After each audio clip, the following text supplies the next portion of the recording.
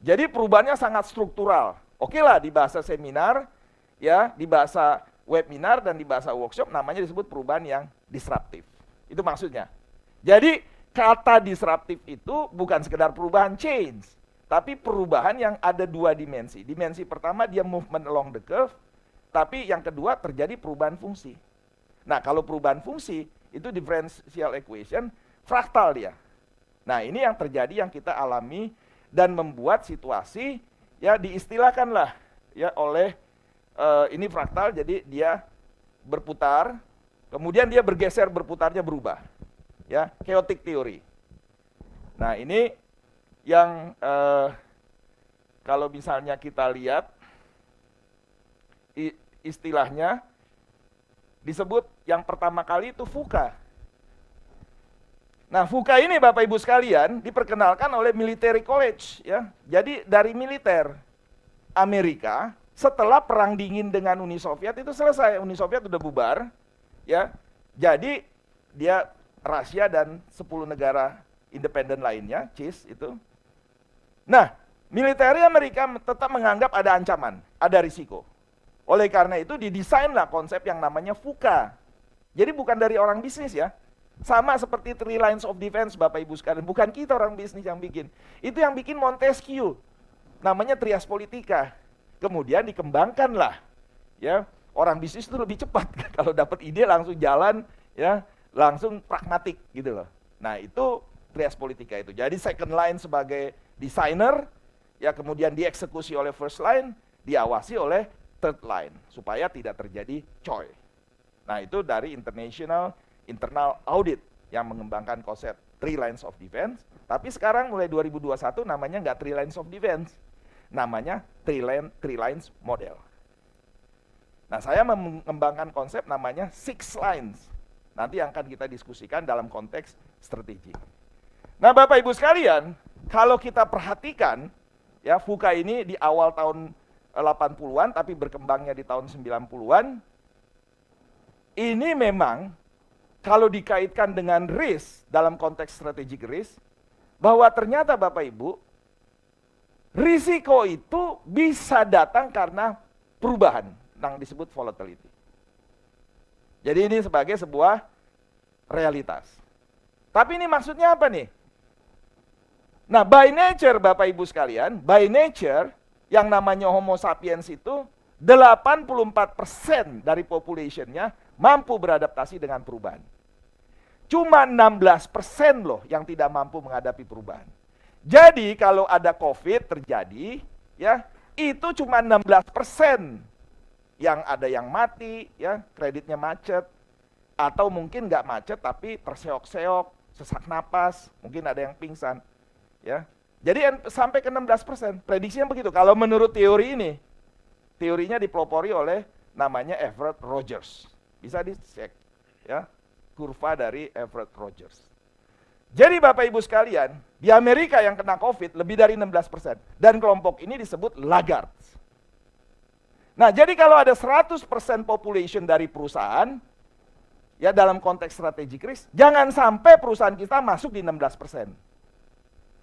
Nah, kalau kurvanya itu Bapak Ibu perdalam dari kurva si Everett Rogers ini, kurang lebih menarik sekali di bagian yang paling terakhir saya masukkan di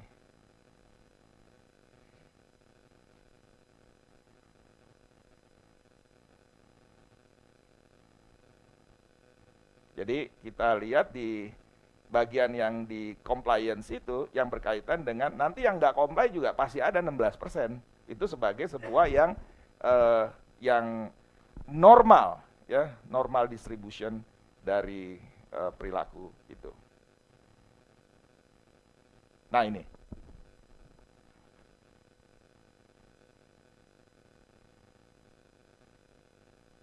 Nah ini. Nah, jadi Bapak Ibu sekalian, ada 2,5%, 2-3% dari populasi sebelum perubahan itu terjadi sudah bisa diantisipasi. Jadi sebelum COVID datang, ada 2-3 perusahaan dari 100 perusahaan yang sudah bisa mengantisipasi. Ini kelompok yang dikatakan inovator. Sebenarnya COVID itu ada yang perdebatkan. Ada yang mengatakan ini masuk ke Black Swan. Enggak. Black Swan dari mana? COVID ini sambungan dari SARS. Enggak ada yang baru. Virusnya virus lama. Cuma kita kan cuek. Gitu loh. Kita nggak peduli, awareness. Di sini kembali lagi, risk culture, awareness. COVID ini udah ada flu Hong Kong sebelumnya. Tapi kenapa lembaga assessment kita nggak siap-siap? Bahkan semenjak 2006, nanti saya tunjukkan slide-nya, itu sampai 2021, selalu yang namanya World Economic Forum keluarkan tuh 10 top risk. Bukan hanya 10, sebenarnya banyak. Tapi yang diinikan 10 dalam grafik-grafik di publikasinya. 10 itu selalu masuk loh, namanya infectious disease. Baik dari likelihood maupun dari impact. Masuk terus. Nah kan sebenarnya kalau udah masuk dan kita punya awareness, tinggal dicari kan, infectious disease ini apa? Yang paling sering kan berkaitan dengan pernapasan. Nah di luar, makanya dia bisa keluarkan vaksin 1 tahun. Karena dia sudah punya, knowledge management-nya. Dan knowledge management itu dikembangkan dengan berorientasi kepada risk management. Nah lembaga assessment kita susah, habis kebanyakan sih ngurusin administrasi, laporan penelitian, akhirnya nggak kerja neliti kan gitu kan. Pusing gitu, yang dari kampus gitu. Jadi saya ini juga kebetulan kan disuruh ngajar, administrasinya banyak banget kan gitu. Nah ini yang menjadi persoalan kita. Ya kadang-kadang ya kita terjebak ya kepada budaya seolah-olah menerapkan manajemen risiko. Padahal cuma bikin laporan manajemen risiko. Nah, nanti kita bahas dari segi culture-nya. Jadi Bapak Ibu sekalian, dari 100% ada 2 sampai 3. Dan selebihnya ya ada early adapters, memang cepat. Ya sekitar 13,5. Dan selebihnya yang 68% ada early majority dan late majority. Nah, ada 16% dari populasi kita ketika kita membangun GRC, dia pasti tertinggal. Termasuk di kantor kita. Dan inilah yang harus kita berikan perhatian supaya masuk ke dalam arak-arakan penerapan dari risk management. Inilah dibutuhkan sosialisasi. Dan program untuk mereka berbeda dengan program yang untuk kelompok champion. Nah champion itu langsung ambil, ya ini pasukan Kopassus, langsung ya sedemikian rupa ditrainkan, kalau perlu dipromosikan. Jadi SDM ini harus melihat ini dalam konteks talent pool dan juga dalam konteks strategic change management untuk sedemikian rupa membangun penerapan manajemen risiko. Kalau enggak nanti kecapean teman-teman di unit divisi manajemen risiko. Kan urusannya bukan mikirin ini. Jadi teman-teman dari SDM juga harus melihat bahwa sebagai sebuah change management proses, penerapan manajemen risiko mengikuti hukum dari Everett Rogers ini. Difusi teknologi baru pun juga begini. Ya ini udah dites ya dari tahun 54-an. Kalau kita punya teknologi baru sama, pasti ada 16% kelompok lagarde. Nggak ada urusan dengan negara maju, negara berkembang. Bahkan di negara berkembang lebih dablek kan gitu. In the name of demokrasi kan gitu. Amerika yang kena COVID udah hampir 90 juta loh Pak. Penduduknya cuma 300 juta, hampir 30%, tidak 16% lagi. Kita nih beruntung karena kepulauan, cuma sampai hampir 6 juta. Tapi di awal COVID kami membuat prediksi dan menyampaikan kepada Presiden 5 juta. Di internal kami juga terjadi perdebatan. Karena saya ngikutin Everett Rogers. Dan kami belajar ini dalam konteks penyuluhan pertanian dan penyuluhan teknologi difusi model. Jadi Bapak Ibu sekalian, ya ini hal yang menarik ketika kita ingin menerapkan risk management di dalam organisasi kita. Dan ini bagian dari bagaimana membangun GRC dan khususnya membangun kepatuhan. Ada pertanyaan sampai di sini? Silakan di-cut.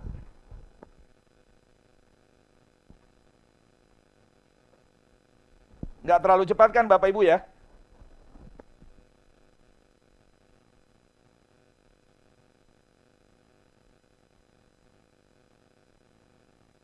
Jadi kita non-rekursif ya Bapak Ibu. Ya, jadi kita bisa balik ke beberapa ya silakan. Kasih pandangan juga boleh ya, Pak. Terkait sama ini tadi kurvanya Rogers tadi kan, yang kaum laggard itu 16% ya. Itu dalam konteks risk management Berarti apakah itu termasuk residual risk ya? Jadi yang kita udah nggak bisa ngapa-apain lagi gitu. Ya. Jadi nggak perlu ada mitigasi dia Ya. di sana. Jadi langsung aja di price in aja kepada apa harga yang ada. Jadi Ya. jadi kita anggap kalau kemudian risiko itu terjadi, ya ini nggak bisa dimitigasi lagi gitu loh. Apakah seperti itu ya intinya? Ya. Jadi begini Pak, to some extent it depends on the risk maturity kita. Ya, kalau risk maturity kita sangat di bawah inisial ya, misalnya 1, itu memang nggak bisa diapa-apain, 16% Pak. Tapi kalau risk maturity kita udah 5, kita harus tetap kejar itu, 16% itu harus diturunkan. Harus diturunkan. Jadi tuntutannya, responsibility-nya lebih berat bila risk maturity kita klaim sebagai sudah di level paling tinggi 5 ya, kita 5. Nah jadi sama juga Pak, misalnya nih, risk appetite dan risk tolerance bedanya apa? Risk tolerance itu menyerap risk appetite. Kita mau risikonya misalnya, kita ambillah operational risk untuk sistem teknologi. Tidak boleh kita bikin risk appetite-nya, tidak boleh terjadi sistem down dalam setahun 2 kali. Itu risk appetite ya. Tidak boleh 2 kali. Nah, risk tolerance kita siapkan 3. Jangan pas-pasan. Tapi apakah 3, apakah 4, apakah 5, ataukah 2 mungkin, tergantung dari risk maturity kita. Kalau risk maturity kita sudah sempurna matang, risk tolerance bisa sama dengan risk appetite. Ya dong, kan willingness to accept harus sama dengan ya readiness to accept. Bahkan kita bisa spare, kalau nekat, risk tolerance kita 2, misalnya NPL-nya 2 kalau bank, atau sistem down tadi 2 kali kejadian dalam setahun. Kita bisa bikin 1. Artinya tenaga kita 1 cuma, ya kalau terjadi 2 mungkin nggak kepegang. Bisa, tapi dengan strategi tweaking yang lain. Contoh begini nih Bapak Ibu, saya dan Pak Melan dengan Pak Amos, dengan Pak Suarman sama Ibu Yanti, itu rencana nih, mau jalan-jalan dari Jakarta ke Bandung, konvoy. Ada 5, dari kita tinggal di 1 kompleks. Begitu pagi saya mau jalan, kan saya udah punya prediksi risk appetite, kemungkinan terjadi pecah ban atau kempes ban itu 2 kali selama perjalanan. Kan gitu kan, risk appetite.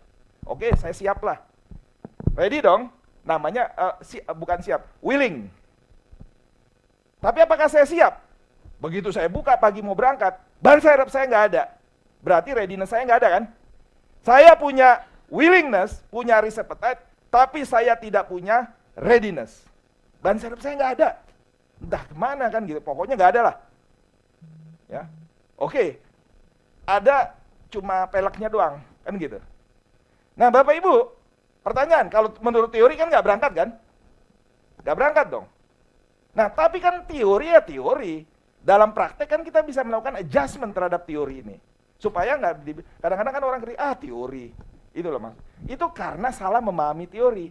Teorinya tidak salah. Bahwa risk appetite harus direspon dan diterjemahkan dengan risk tolerance. Dan risk tolerance itu harus selaras dengan risk appetite.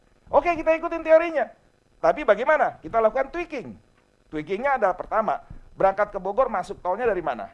Nah kita cari dalam perjalanan itu sampai Cawang misalnya, ada nggak jual ban serep? Kan bisa begitu. Sampai di situ kita masih bertahan dong. Kan? Yang kedua, kalaupun nggak ada, kita jalannya konvoy, dibikin strategic partnership. Nah inilah konsep kalau di dalam bahasa strategi risk, namanya risk sharing. Gitu loh. Gitu loh Bapak Ibu, kadang-kadang kan di dalam teorinya strategi gampang. Dalam praktek ini harus dikembangkan dalam terjemahannya strategic partnership. Gitu loh. Kita melakukan kredit sindikasi kan gitu kan. Ya, yang manajemen risikonya udah canggih, misalnya dari Bank Mandiri. Ya kita ikut aja.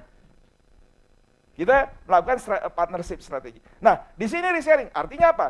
Ibu Yanti, Ibu Pak Andi, Pak Suarman, Pak Amos jalan di belakang, saya di depan. Kalau saya bannya bocor bisa pakai ban serepnya teman-teman. Nah, tentu ini harus di-tweaking dengan strategi komunikasi, strategi negosiasi, dan perjanjian, dan lain sebagainya. Ya, kita bayar dong, there is no such freelance kan gitu.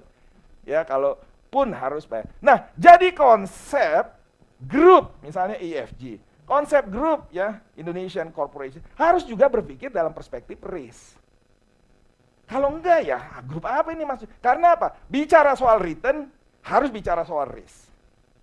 Bicara soal risk, juga harus bicara soal return. PR-nya banyak ya. PR-nya banyak. Nah kan saya hanya pengajar, jadi lebih menggugah. Nah tapi Bapak Ibu kan sebagai yang mempraktekkan, jadi harus memang ada kerjasama. Saya mendorong-dorong dari segi konsep dan pemahaman Bapak Ibu ini sebagai yang di dalam penerapannya dan lain sebagainya. Supaya ada kerjasama ya antara konseptual dan juga dalam pragmatiknya di praktek. Ya jadi kalau nggak ada spesialisasi gini nggak berkembang. Nah jadi Bapak Ibu sekalian, kembali ke slide, it's really very interesting ya. Nah kalau kita melihat lebih lanjut, ya ini ada selalu lag ya. Mundur. Ya, nggak jalan dia. Oke, udah jalan lagi, Bu. Nah, jadi mesti dari sini selalu. Nah, jadi perubahan ini terjadi, dan ini dari beberapa POJK selalu bilang wajib, dan ini selalu ditulis nih. Ini penerapan, ini OJK nih. Nah, ini Bapak Ibu, ya dari World Economic Forum semenjak 2006 sudah selalu top 10 risk. Jadi kalau dari sini Pak, infectious disease kan dari likelihood nomor 4, walaupun dari segi impact dia nomor 1, tapi top 10 lah. Ya, jadi dari sini kita bisa melihat sebagai top 10 risk. Nah, kalau misalnya kita lihat nih Bapak Ibu sekalian, berarti masih ada 10 risiko lagi kan? Wah, sebenarnya yang selevel-level kayak COVID gitu loh. Jadi belum selesai, makanya nih yang paling diwanti-wanti ya, secara rasional bisa diterima ya, itu bukan kita ngarang-ngarang, itu yang berkaitan dengan climate change. Pak, Bu, kita bayangkan nih ya, kita berandai-andai. Andai kata suhu di Jakarta ya, kita semua bagian besar kantor pusat atau di Pulau Jawa atau di kota-kota besar di mana kita berada, 40 derajat Pak. Andai kata suhunya 40 derajat. Apa yang terjadi? Sama nggak kondisinya dengan seperti kita punya COVID? Suhu 40 derajat. Dan ini masuk loh, climate change nomor 2 nanti, dari segi impact. Ini serius Pak, kalau 40 derajat suhu kita dan memang lapisan ozon kita bolong.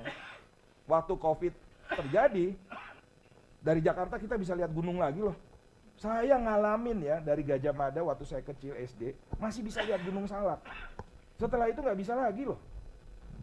Dan waktu COVID ada, bisa lagi ngeliat gunung. Anak saya sampai kaget, loh kok ada gunung kan gitu. Kelihatan gitu loh. Jadi memang dahsyat Bapak Ibu sekalian. Kalau ini nanti terjadi nih, makanya kan Pak Presiden ikut COP26. Ini serius. Mungkin kita setiap kerja sampai di kantor ada bak tuh di kantor. Pulang kantor kita ngerendam di bak terus. Dan behavior kita, kebiasaan kita berubah. Sama seperti sekarang kita ada Zoom. Iya. Dan AC-nya tambahkan, pemproduksi AC tidak mungkin bisa langsung diproduksi sebegitu cepat. Perbanyakan karena dia sifatnya fisik. Nah, jadi climate change ada di atas, Bapak Ibu sekalian. Infectious disease sudah terjadi. Jadi ini serius sekali nih, benar-benar serius. Dan berarti kelompok limit to growth, kelompok Club of Rome, dia mendapat tempat dan prediksi mereka dari tahun 70 diabaikan.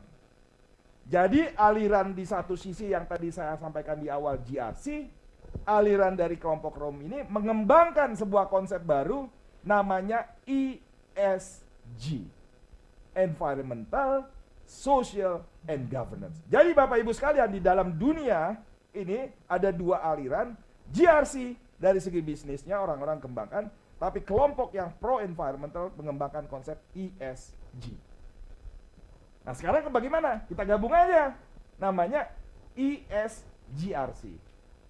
Kalau Bapak search di Google udah ada ESGRC, tapi kita belum berkembang. Tapi OJK sudah ngeluarin POJK 51 kan Pak? Yakni keuangan yang berkelanjutan. Good for profit, yes. Good for people, yes. Good for planet, 3P. Profit, planet, dan itu jadi POJK. Dan POJK ini berlaku untuk semua lembaga keuangan, financial sustainability. Nanti kalau kita insurance, kalau ini kegiatannya mau diasuransikan, lihat ada ESG-nya. Dan kelompok yang membangun ESG ini akan mengeluarkan sertifikasi ESG. Kalau nggak punya sertifikat, barang pensiun nggak bisa diekspor kan gitu. Walaupun kemarin sudah ada ISO 14.000, tapi belum kenceng. Sekarang diwajibkan dengan ESG ini. Ngeri ya?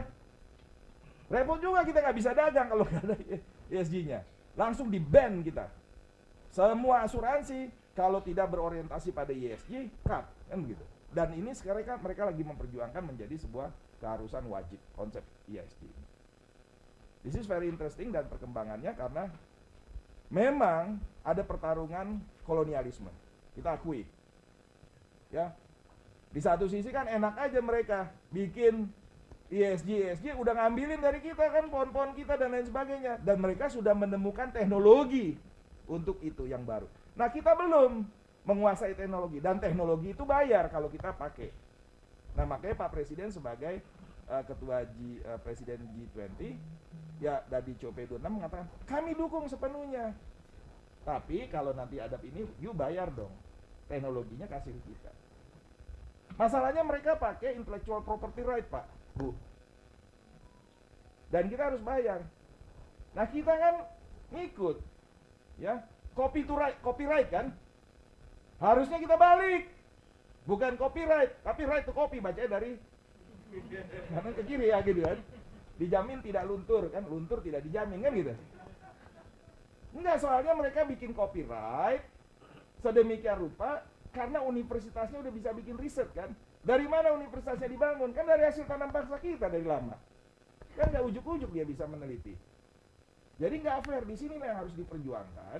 Ya dalam konteks ESG ini pun juga harus melihatnya ketidakmampuan negara berkembang dengan teknologi untuk masalah lingkungan ini mahalnya minta ampun. Ya, itu yang menjadi persoalan kita, dan kita bukan tidak setuju idenya, tapi kita harus ada sebuah mekanisme kolaborasi internasional untuk bisa menerapkan ESGRC ini. Nah, itu yang menjadi catatan kita. Nah, ini dua ya. Yang paling atas ini dua, dan ini akan mempengaruhi strategic risk kita yang menjadi fokus utama diskusi kita.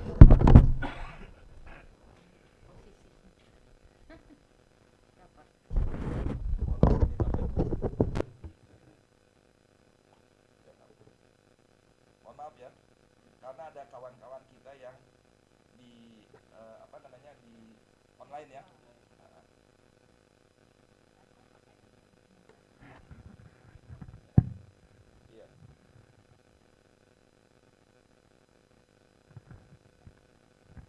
Rambutnya dikasih ini supaya kelihatan kayak mafioso kan gitu ya. Kalau bankers di Eropa kan begitu, tapi pakai rambutnya ditambah lagi kuncir di belakang kan gitu kan.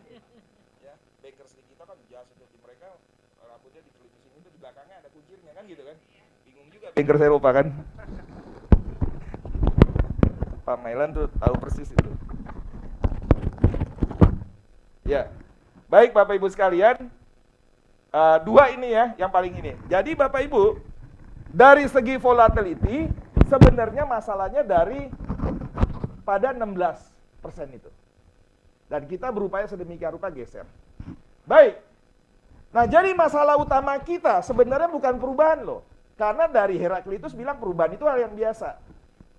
Ibu Yanti kan selalu menghadapi perubahan kan? Iya. Ya, ini udah oke kan? Iya kan? Jadi Ibu Yanti kan matahari terbit dan terbenam kan? Berubah. Tapi persoalannya terbit dan terbenamnya matahari teratur. Bisa diprediksi. Jadi sebenarnya sumber dari risiko yang kedua selain perubahan adalah ketidakpastian. Bu Yanti, kalau matahari terbit dan terbenam suka-suka, kira-kira kita gimana? Doanya ditambah kan pasti kan? Nanti sore matahari nggak jelas terbenamnya jam berapa. Waduh, Tiba-tiba dia terbenam jam 9. Stres kita loh. Atau besok matahari terbitnya nggak tahu kita. Jam 9 belum terbit. Kan kita stres juga. Jadi sebenarnya not the change. Tadi change itu cuma 16% yang tidak bisa ini. Dan kita mengedukasi yang 16% itu. Jadi yang paling penting, yang menjadi masalah setelah perubahan adalah ketidakpastian. Itu sumber dari risiko. Nah, thanks kepada predictive modeling, ya, thanks kepada statistik, thanks kepada projection modeling, thanks kepada algoritma, ya. Algoritma ini bisa membuat kita memprediksi tentang ketidakpastian ini. Terima kasih kepada mereka. Sehingga bisa dikurangi. Ya, jadi di dalam manajemen risiko ada risk modeling sebagai simplifikasi ya untuk memprediksi ketidakpastian to some extent. Jadi thank you. Di operational risk kita mengenal ya yang namanya basic indicator, standardized model, yang namanya ya yang berkaitan dengan advanced measurement approach. Ya yang namanya basic indicator approach tuh ditembak tuh dampak dari risiko operasional terhadap total gross revenue. Nggak dibagi-bagi berdasarkan portofolio bisnis. Di dalam standardized model, kita lihat dampak dari operational risk ini terhadap portofolio. Jadi per produk, per line of business. Lebih detail. Kalau dia advanced measurement approach, dilihat dampak dari risiko operasional terhadap setiap KPI. Karena menurut ISO dan COSO, risk itu adalah penyimpangan dari pencapaian sasaran. Jadi every KPI itu dilihat dampaknya. Itu udah advanced measurement model. Berapa persen gross revenue di masing-masing KPI itu atau masing-masing KPI terpengaruh. Ya tergantung kalau dia misalnya teknologi, sistem down, dilihat dampaknya. Kalau dia financial, dilihat dampaknya berapa persen. Nah ini sudah advanced measurement approach. Jadi, Bapak Ibu sekalian, model ini menolong. Credit risk modeling juga menolong kita. Cuma persoalannya begini Pak, ada lagi ancaman yang nggak selesai nih. Ya jadi thanks kepada model, ternyata Pak, Bu, di dalam strategic risk ini juga penting, bahwa ternyata yang namanya model itu secara filosofis adalah simplifikasi dari reality. It's not the reality itself. Kalau kita beli pesawat, apakah pesawatnya dibawa ke kita? Kan yang dibawa market kan? Kalau kita beli rumah, kan brosur dulu. Tidak rumahnya dibawa. Paling kalaupun ada rumah contoh kan? Begitu. Nah jadi model ini selalu dipakai untuk merepresentasikan reality. Itu filosofinya. Walaupun kadang-kadang ya Bapak Ibu, kalau lagi fashion show, model yang fashion show pakai bajunya lebih kompleks dari realita kenyataan kan. Ribet gitu loh, kayaknya juga nggak berani kita kan gitu. Ada umbul-umbulnya ke sana, ada umbul-umbulnya ke sini. Jadi lebih ribet dia daripada realitanya. Nah itu model yang keblinger kalau menurut saya. Model itu harus simplifikasi dari reality. Novel adalah model dari realitanya. Lagu model dari pengungkapan cinta. Sinetron juga model, kalau aslinya kan mungkin berpuluh-puluh tahun. Nah, dalam kenyataannya ternyata Bapak Ibu sekalian, nggak selesai nih. Kembali kepada slide. Jadi nggak selesai. Uncertainty ini ternyata nggak bisa diatasi dengan model Bapak Ibu sekalian. Ternyata ada complexity. Di satu wilayah, ya di Sulawesi, ada bank yang tiba-tiba satu komunitas nasabahnya nggak mau bayar bunga. Nggak bisa dipersalahkan. Ternyata credit risk modelingnya tidak mengantisipasi. Mereka hijrah dari konven ke syariah. Berarti yang salah siapa?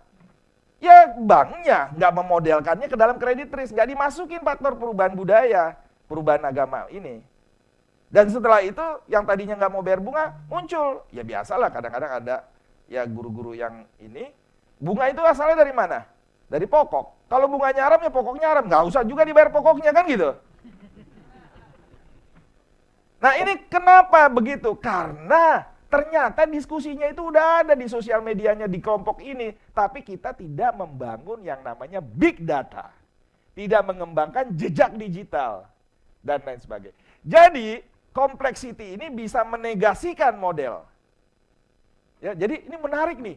Pinter banget nih militeri Amerika. Caranya runtun ya. Pertama ada volatility. Ternyata volatility bisa diatasi. Cuma 16% yang masalah. diatasi.